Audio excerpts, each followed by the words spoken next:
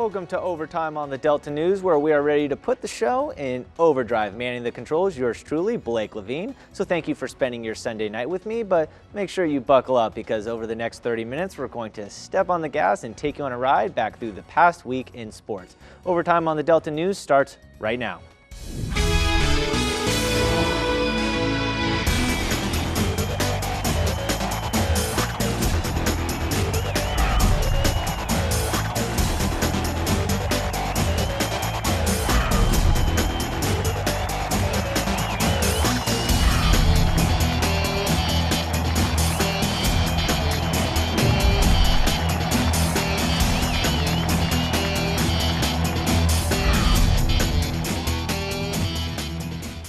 St. Joe senior athlete Dylan Johnson said he had a vision Wednesday night showing him a maroon and white uniform, a vision he's ready to act on, committing to play for Mississippi State. Johnson, who has helped lead the Fighting Irish to the past 2 state titles, made his announcement by way of social media, picking the Dogs over Ole Miss and Oregon. He says what sold him on Hail State is the family atmosphere, adding when he makes his visit to the Starkville campus, the Bulldogs coaching staff made him feel right at home. Johnson's older brother Bryce recently transferred from the Naval Academy to Ole Miss, which will definitely make for an interesting Egg Bowl for the Johnson family.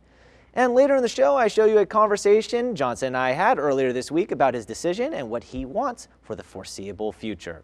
Now from a future Bulldog to the current ones on the diamond. Earlier this week, Mississippi State began their College World Series with a thrilling one-run walk-off win, but the excitement was short-lived. A loss to Vanderbilt put State on the brink of elimination and ultimately to an exit of the College World Series with a heartbreaking one-run walk-off loss. Let's take a look back at the highlights. Hail State taking on Louisville in a loser go-home game where here, top 4, no score, runners on first, and 2 outs for Mississippi Rowdy Jordan. Lines one to right, center, and over the fielder's head. Runner comes around to score, and it's a 1-0 Bulldogs lead. Then the next batter, Gunnar Halter, hits one right back through the middle. You'll see it here in just 1 second. And that would just bring in another run. A 2-0 lead. The Bulldogs are 47-0 when leading after 8, but in the 9th, when I say stuff like that, it usually doesn't turn out good. Here comes the Cardinals trailing 3-2. The single to left gives the runner on second the green light to head home. We got to play at the plate. Runner ruled safe, tying the game at 3.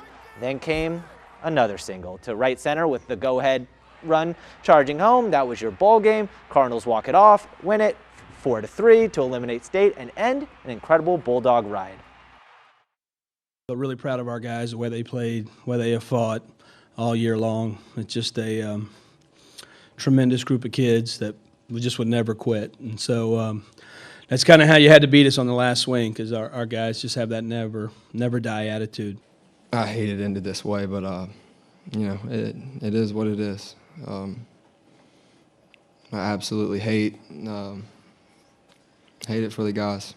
Mangum, a sad end to his career, but it was a illustrious one. He is the SEC's all-time hits leader. Football season is just around the corner, and for some of the best high school athletes around our weekend, this weekend was a good test. Over 100 high school football players got their chance to showcase what they got in front of Division I coaches at Mississippi Valley State. The teenagers ran the 40-yard dash, performed the box jump, and learned about the offense and defensive schemes, among other things. A weekend in the heat, but a weekend to show off. And I asked players and MSVU head coach what the camp provides for the athletes.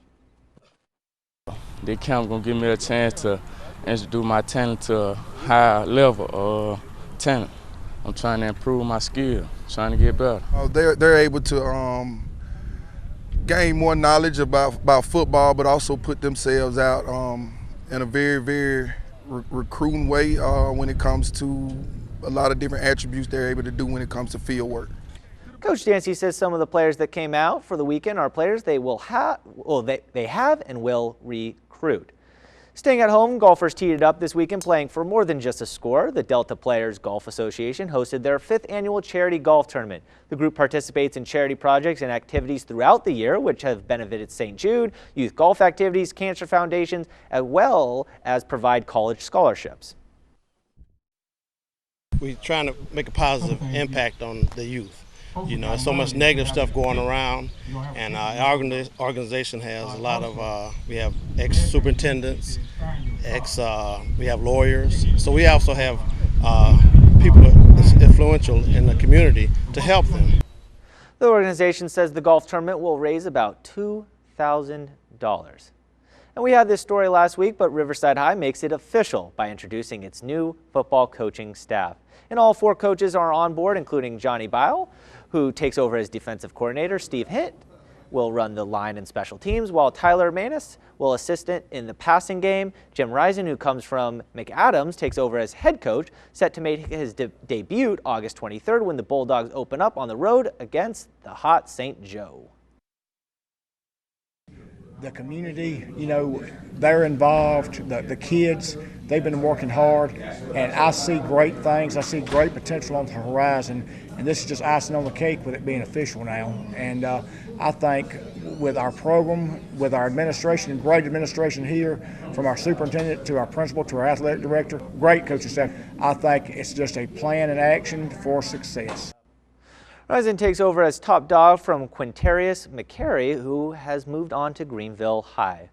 Meanwhile, do you remember the Mississippi State fan whose boyfriend sold his prosthetic leg so he could travel to the College World Series last year to cheer on his beloved Bulldogs? Well, he was back at it again, and it's sad that Mississippi State lost, but Phil Berman from our sister station has an update on the leg. Here we are in the finest venue of amateur athletics, right here. Terry Powell is a celeb of sorts at the CWS. I gotta shake your hand because I remember you from last. Oh man, thank you for being back, dude. Is this not great? Yeah, awesome, man. Thanks for the laugh. Yeah, man, I'm glad you're back this year. It was 1 year ago he told us this wild tale. My wife's boyfriend sold his prosthetic leg on Craigslist to afford me the opportunity to be here, but they get alone time, and I get a chance to be in Omaha. This year, he's back for more. And we go through Winona all the time when I'm too drunk to drive the back roads. We go right down the interstate. The wife's boyfriend? He's still around. We brought my wife's boyfriend's kids up here for Father's Day so my wife and her boyfriend could hang out, but it was a lot of fun. He's busy, he's a shepherd. For Father's Day, I brought my wife's boyfriend's kids up here in our new 1979 Buick LeSabre. It's pretty sweet, 3rd row seating and navigation. They love riding in that 3rd row seat. Some people call it a trunk. We got them a certified pre-owned left leg. He needed a right leg. It's 4 inches too short, so he walks around in a circle, but it helps him herd those sheep. But it's not all just fun and games for Mr. Powell. He also is here raising money for the Alzheimer's Association, hoping that his jokes help raise money to cure a terrible disease. My mom passed away from Alzheimer's in 2013, right along the same time that we made our last run in the finals here against UCLA. We raised over $7,000 for Alzheimer's research last year, and we've got that campaign launched again. I'm just up here identifying a property. Nice. So I saw an underpass that looks pretty good. Powell's a comic, but his Bulldogs bringing home a title is no joking matter. We're not here for the t-shirt, we're here for the trophies. Reporting in Omaha, Phil Bergman, 3 News Now. Go Dogs! Go Dogs! Now it's time to take our first time out of overtime, but when we come back, I sat down with new Bulldogs Dylan Johnson earlier this week to discuss his future and Hale State and the upcoming high school season. You won't want to miss it.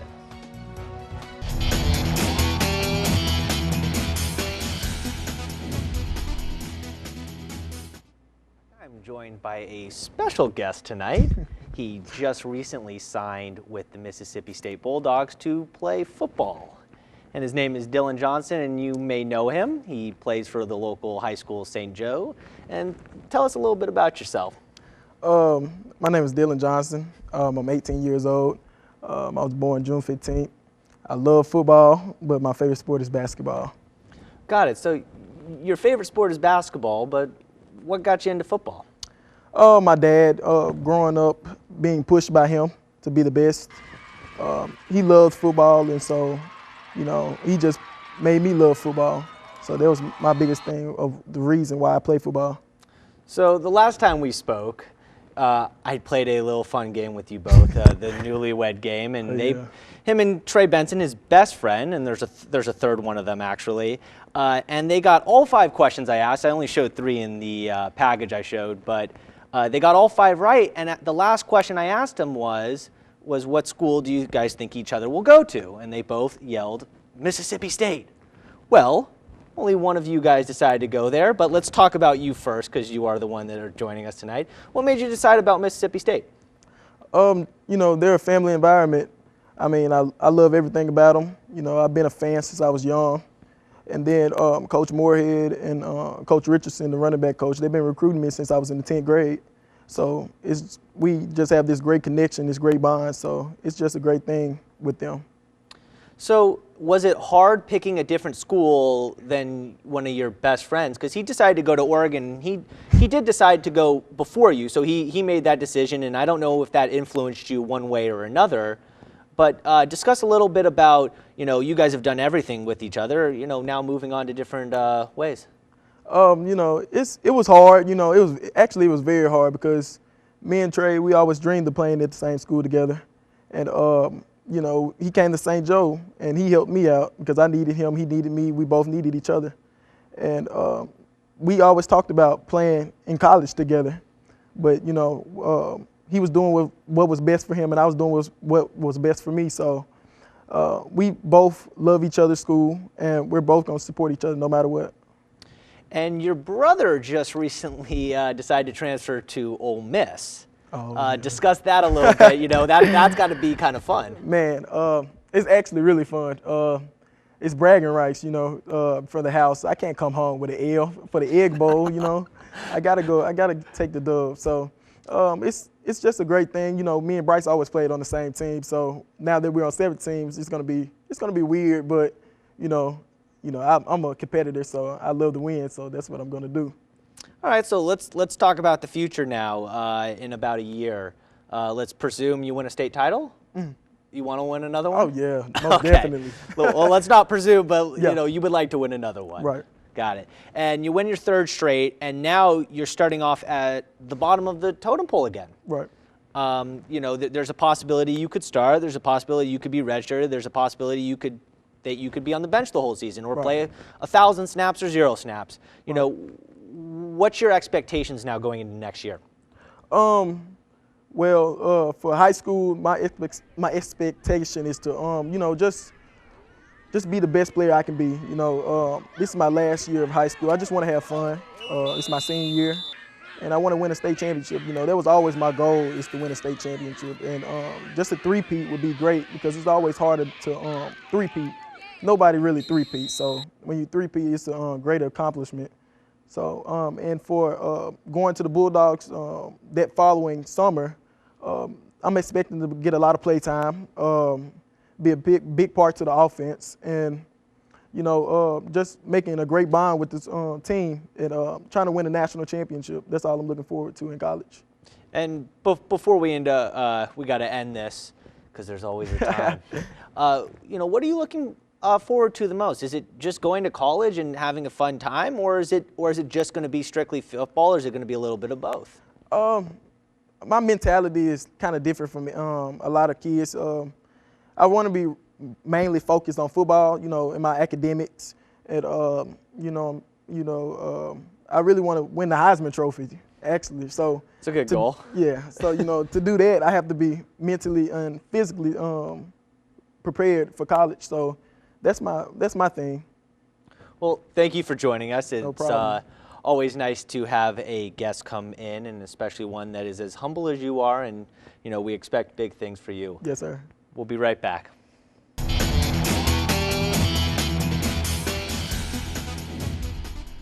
Well, there will be no Mississippi team in the finals of the College World Series this year, but rest assured you still might want to tune in to the David versus Goliath matchup starting tomorrow.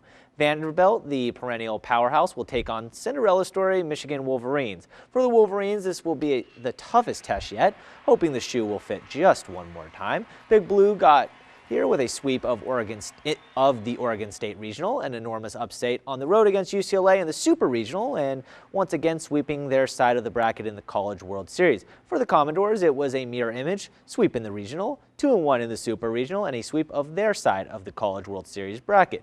Both coaches describe what the experience has been like to get this far.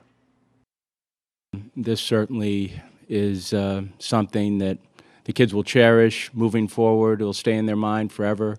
You kind of build this up as a coach in hopes that it will never disappoint, and it doesn't. It's the greatest compliment that we could get is to have, whether it's a text taking us down the elevator or a random dad and a kid just saying, wow, your players look like they're having so much fun on the baseball field. They look so loose. It's the greatest compliment that we could get. This is the Wolverines' first College World Series final since 1962, and for the Commodores, their first since 2015. On Thursday, it was an emotional night for future NBA players and their families as they got drafted. Zion Williamson went first to the Pelicans, John Morant went second to the Grizzlies, and R.J. Barrett went third to the Knicks. With Zion Mania taking over the Big Easy, of course, just a day after it was time to already meet the media. The Duke freshman who took college basketball by storm this past season says while he's no MJ, he still patterns the game after the great one. I've looked up to Michael Jordan because not only was he an assassin on offense, he was an assassin on defense, and I look at it from a realistic point of view. I am 18, and I do have a lot to learn. Williamson expected to be one of the key parts of the season for the very young Pelicans team. Before the draft, a huge trade goes down involving the Delta's adopted team, the Grizzlies, and the face of their franchise. Memphis sends its floor leader, star guard Mike Conley, to Utah. Conley played all of 12 of his seasons in the league, with the Grizzlies ranking as their all-time leader in points, assists, steals, and games played. In return, the Grizz received Jazz Kyle Korver, Jay Crowder, Grayson Allen, and draft picks. New details from the Dominican Republic on the shooting of Red Sox star David Ortiz. Authorities now calling this case a mistaken identity, and the alleged mastermind is a dangerous fugitive. Ramona Puga has more. New developments in the shooting of former Boston Red Sox player David Ortiz, also known as Big Papi. According to the Dominican Republic's Attorney General and the head of the National Police, Ortiz was not the target. Investigators said the real target was Ortiz's friend, who reserves the same table every Sunday and happened to be sharing it with Ortiz that night. At least 11 suspects have been arrested so far, some facing unrelated possible criminal charges, including 25-year-old Rolfi Ferreira Cruz, who police say pulled the trigger. Cruz is wanted for armed robberies in New Jersey. Surveillance video shows the moment the hitman walked up to the baseball player and shot him in the back. Clubgoers ran from their seats as Big Papi fell to the floor. Authorities reveal they believe Victor Hugo Gomez and Alberto Rodriguez Mota were behind the attack. Gomez is wanted in the U.S. by the DEA for his alleged role with the Gulf drug cartel. Ortiz's wife released a statement through the Red Sox saying he's been upgraded to good condition and thanking fans for their support, saying it has lifted his spirits tremendously. Prosecutors say the alleged assassin based his attack on a dimly lit photo that showed a man in light-colored pants like the ones David Ortiz was wearing, causing him to shoot the wrong person. Some other good news, Ortiz has been taken out of intensive care. Now it's time to take our final time out of the OT, but when we come back, there was a memorable moment in St. Louis this week. You won't want to miss it.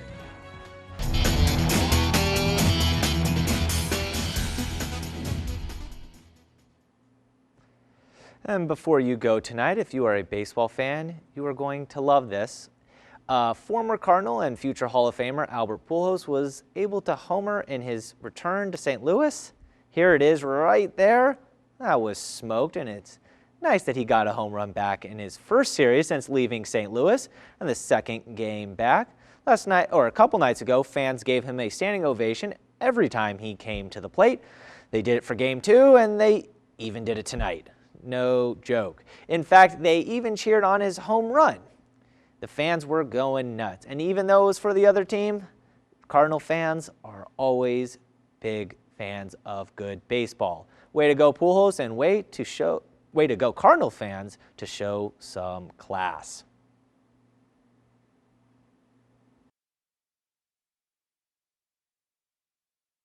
And enjoy your evening, and we'll see you next weekend. Thank you again. I am Blake Levine.